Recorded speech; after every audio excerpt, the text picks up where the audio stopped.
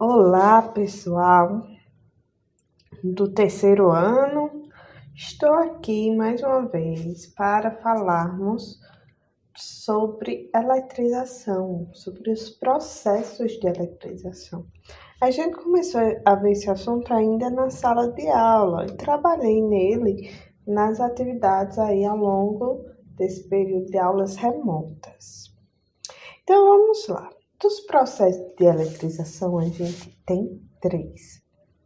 Vamos começar pelo atrito. O atrito é o processo que necessita que os corpos se toquem, até se mutilem, vamos dizer assim, porque um precisa arrancar do outro os elétrons.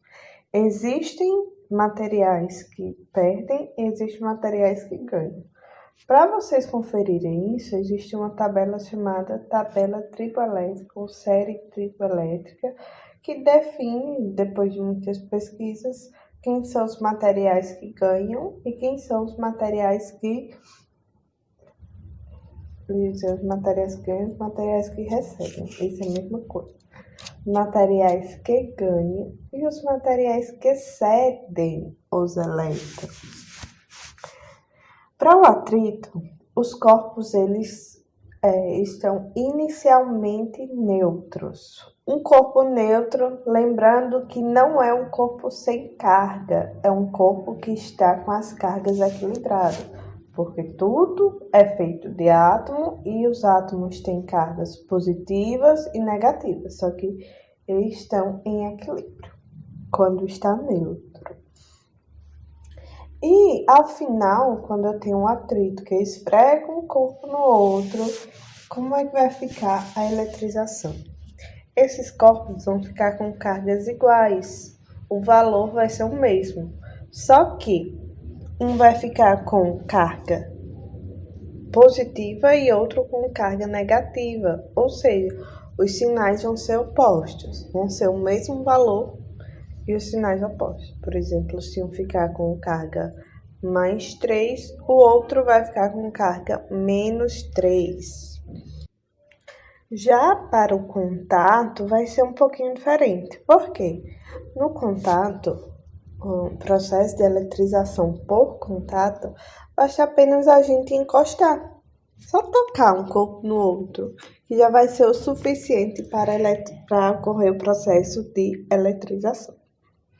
Para que a gente tenha esse processo de contato, pelo menos um dos corpos já deve estar eletrizado, já deve estar com uma carga elétrica. E ao final do processo de eletrização por contato, as cargas serão iguais. Se um ficar com 2, o outro 2. Isso eu estou falando assim de uma maneira genérica, sabe? Porque tem outros fatores que influenciam. Por exemplo, um corpo maior, ele vai ficar com mais cargas do que um corpo menor. Mas para o que a gente trabalha agora no ensino médio, sempre trabalhando com corpos mesmo material e mesmo tamanho. O processo de indução ele é um pouquinho mais complexo, porque ele funciona dessa forma.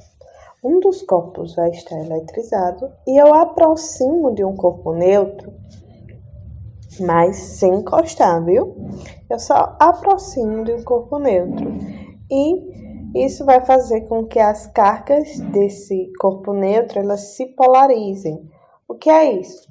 As que estão sinal oposto são atraídas pelo corpo que está carregado e as que são do mesmo sinal, elas são repelidas. Então, as cargas dentro do corpo mesmo, elas se dividem, ficam polarizadas. E quando a gente faz isso, colocamos um aterramento, que é uma ligação para a Terra. Por que isso? Porque a Terra funciona como se fosse um grande banco de elétrons, que às vezes a gente deposita o que a gente tem de excesso, que a gente tem sobrando, e às vezes a gente saca, a gente tira o que está faltando. Então, a Terra funciona para isso. E a gente faz o aterramento, que dependendo do sinal do corpo que está carregado, a gente vai tirar ou enviar elétrons para a Terra. A gente rompe esse aterramento e afasta o corpo que estava carregado. E assim, os dois corpos vão ficar com sinais opostos, um positivo e um negativo, e com o mesmo valor de carga elétrica. Se um ficar mais 4, o outro fica menos 4, e assim sucessivamente.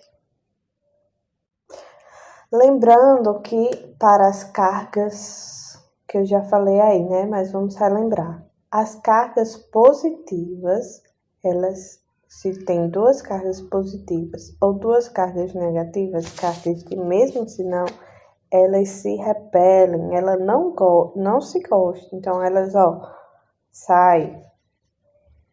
Agora, como diz o velho ditado, os opostos se atraem. Se eu tenho uma carga positiva com uma negativa, esses corpos vão tentar se juntar, eles vão se atrair. E um corpo neutro, ele sempre é atraído por um corpo carregado, independente do valor da sua carga elétrica.